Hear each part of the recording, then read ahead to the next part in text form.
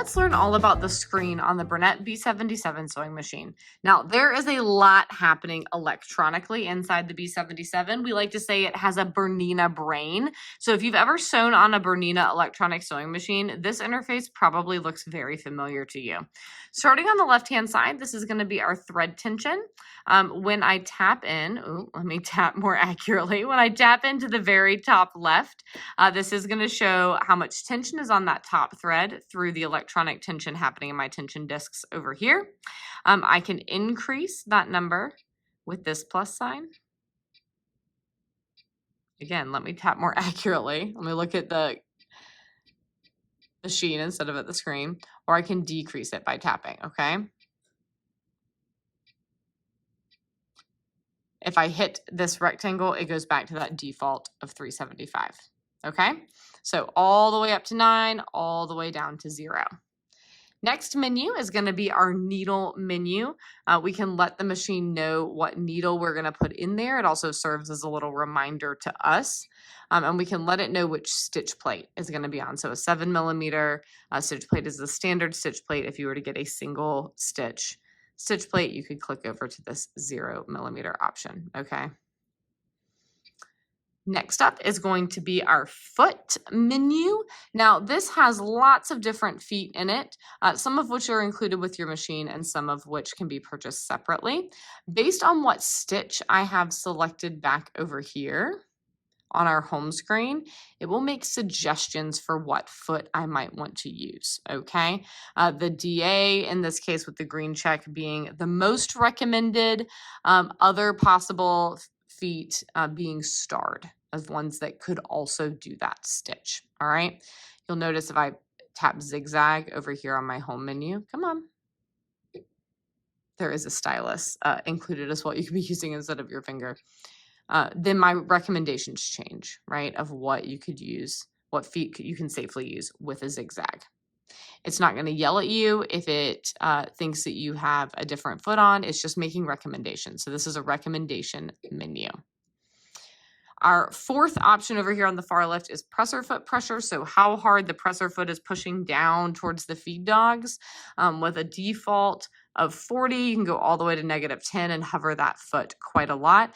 Keep in mind that fooling with presser foot pressure can also affect tension. So if you've changed this setting and begin having a lot of tension issues that you're having trouble resolving, maybe bring this back to default and see if that solves some of your issues. And here again is that same needle and presser foot needle and needle plate menu, all right? Here in the center part of the screen, we have all the information about what our machine is stitching right now. All right, so this little button here, or this little indicator here, shows us whether the needle is going to stop in an up or down position. I have mine set as the default to be below that line, meaning my needle is going to default to stopping down. All right, this number here is going to be our stitch length. This is our stitch width, our needle position, and a preview of the stitches that we are about to stitch out. You can also click this little info icon wherever you see it to get more information about what's going on, right? And options of the ways you could change this stitch up, okay? Next is our stitch menu itself. So these are our different folders of stitches here, right? And then I can toggle through the menu by hitting this arrow, all right, and selecting different stitches depending on what I might want to stitch out.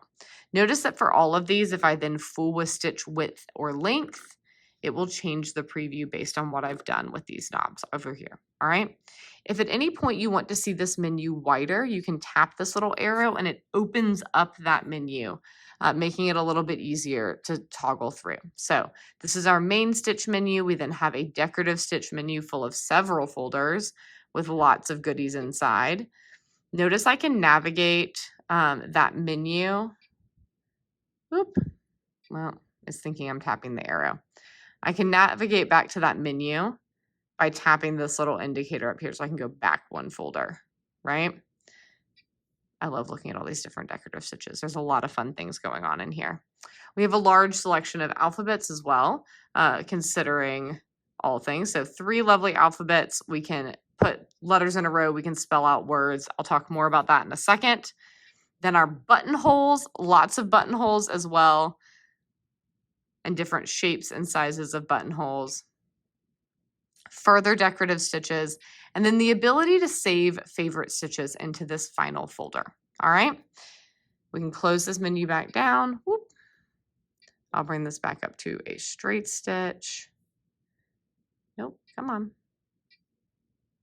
It's changing all the settings. I should, you know what? I should cave and use my stylus instead of trying to tap this with my finger. There we go. Back to a straight stitch.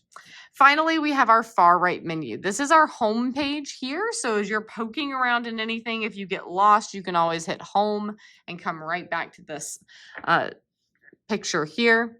Then we can hit our lovely gears, and this is going to take us into all of our setup menus. All right. There's a lot back in here. This could be a whole series of lessons, but let me give you a few things on the go. So that first menu looks like stitches. We have stitch tension. You can set a default max speed for your machine, right? So when we slide our slider all the way to the right, do we really want it to go full speed or nah? Yes, I really do. Come on. All right. We get to tap all the way up together. How fun.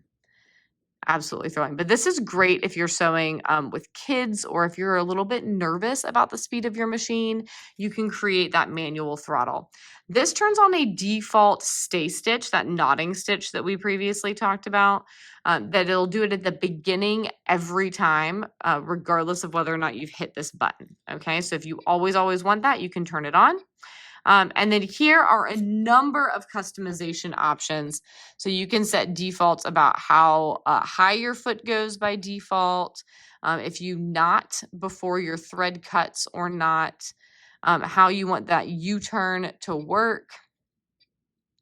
More customization about based on what type of stitch you're stitching, how many times you want it to knot if you engage that stay stitch button, your default position for your needle,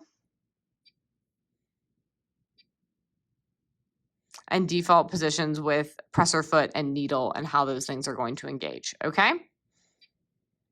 Like I said, lots going on in here. Next step, we can program the kickback on our presser foot. So if you want to be able to use your heel to tap the back part of your presser foot, you can engage if you want it to knot and then cut and then raise your presser foot. You can disengage the knot and have it just cut and raise the presser foot, whatever floats your boat. Presser foot settings, and then I think this is the balance of how our stitches. Ooh, I'm not actually sure. I'm gonna have to learn more about that menu. Then there's one more menu that we'll cover at a later date. All right. So moving on from the stitches, this is, you can change your background color. I have mine changed to blue. You can make it orange. You can make it red. I can be blue. I can be purple. Anyway, I won't sing for y'all. That'll just mess everything up. All right. Light settings.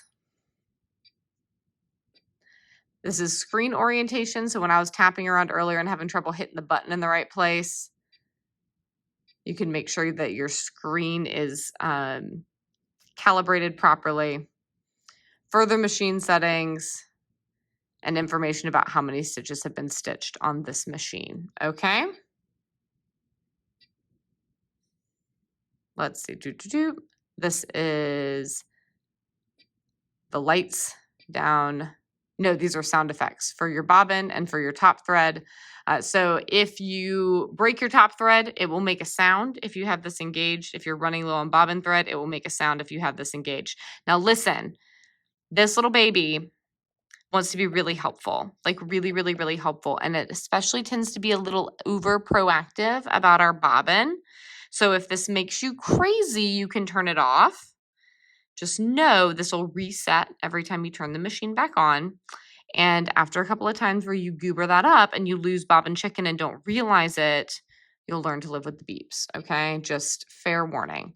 And then notice it's beeping every time I tap. I can turn that off right there. And then it's not gonna, well, maybe it is still gonna do that. I guess it's determined to stay on for the moment. I wonder what the deal with that is. There it goes. We got it quiet now. We'll turn it back on for good measure. All right, so that is all of our gears and settings menus.